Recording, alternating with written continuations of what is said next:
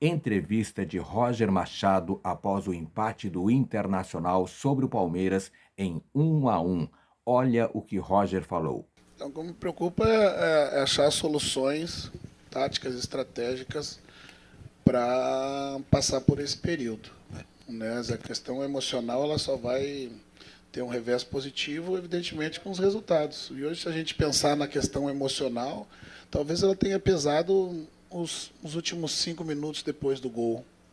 Né, que até com 90% da totalidade do jogo a gente teve com um emocional forte e em cima do adversário, né, produzindo um grande número de oportunidades, né, que poderiam ter nos garantido a vitória com um pouco de vantagem e tranquilidade, né, se a gente pensar ali principalmente na primeira etapa e do início do segundo tempo, sobretudo, sofremos e conseguimos segurar, né, o ímpeto do Palmeiras depois das trocas. Fizemos as trocas para justamente buscar empurrar o Palmeiras para o seu campo, conseguimos retomar o controle do jogo, né, e sofremos um gol numa busca de profundidade, depois de uma disputa de primeira e segunda bola, de uma bola parada, né, em que o Rony já em campo tem essa valência muito grande.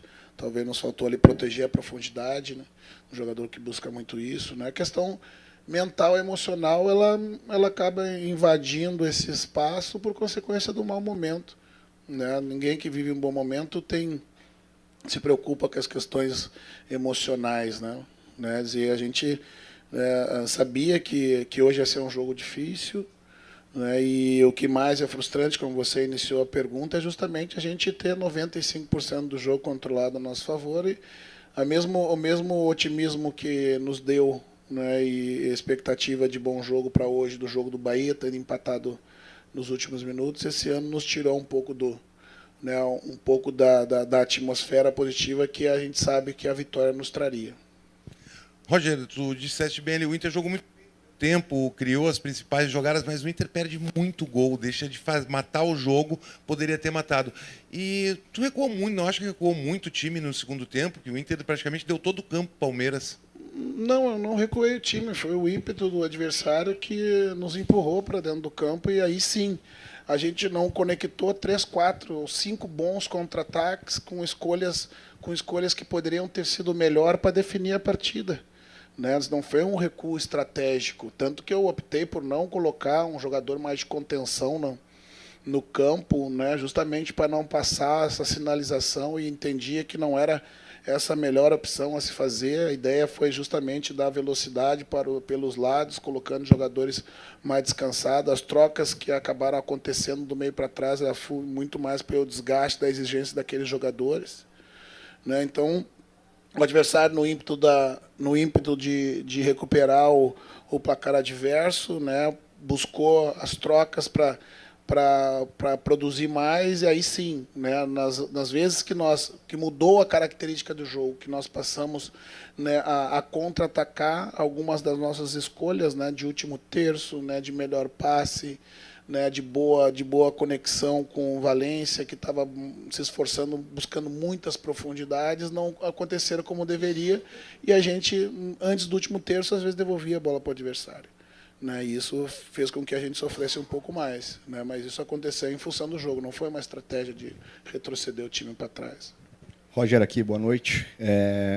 Eu queria que você primeiro traçasse um paralelo, né, em relação à parte mental que você falou que tem que recuperar desse time que passa por um momento complicado, com uma sequência muito longa, sem vitórias, do momento que você chegou, passando por essa semana cheia que você teve para trabalhar até o dia de hoje. Né? E também te ouvir em relação a essa semana cheia para trabalhar, porque isso é muito raro no calendário do futebol brasileiro, e você teve isso, o que deu para ver já do estilo do Roger em campo hoje, o que ainda precisa afinar? Eu acho que vocês todos puderam ver, né, uma nítida evolução, né, dessa semana. A semana, ao mesmo tempo que ela foi importante, né, porque a gente trabalhou algumas questões, né, da estrutura que a gente imagina utilizar, né, com o Borré, né, mas também ela iniciou tensa, né, porque a gente teve, né, o torcedor protestando, né, e isso, em alguma medida, né, a gente busca tentar não neutralizar, como não há essa possibilidade, mas tentar direcionar, né?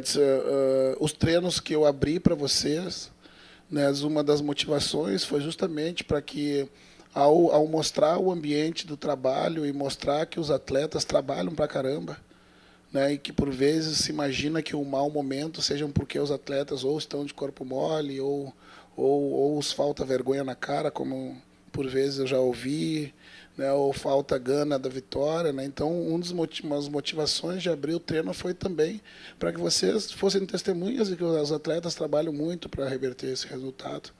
Então, ao mesmo tempo que a gente comemorou a semana aberta, a gente também se preocupou em alguma medida, mesmo com toda a atmosfera pesada, a gente buscar deixar um ambiente, né, saudável dentro do ambiente de vestiário, para que a gente não levasse esse peso todos esses jogos, dos momentos sem vencer.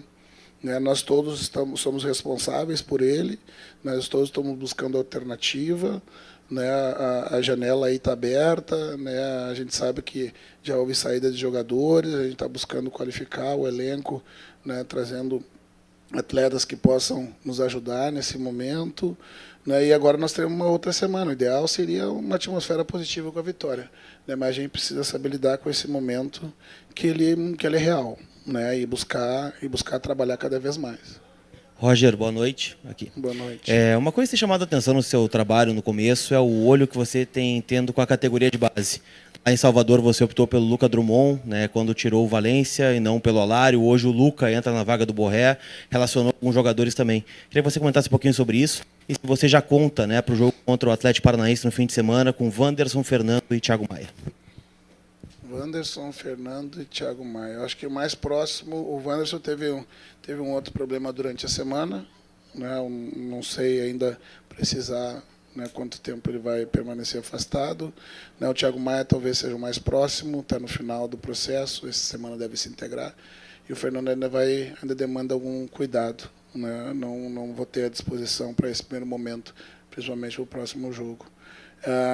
Com a questão da base, né, eu gosto de olhar em loco, né? Eu fui lá ver o jogo para entender qual é o momento que a base está, quais são as necessidades que a gente tem, se a gente pode, né, agregar algum jogador, né, do 20, sobretudo, né?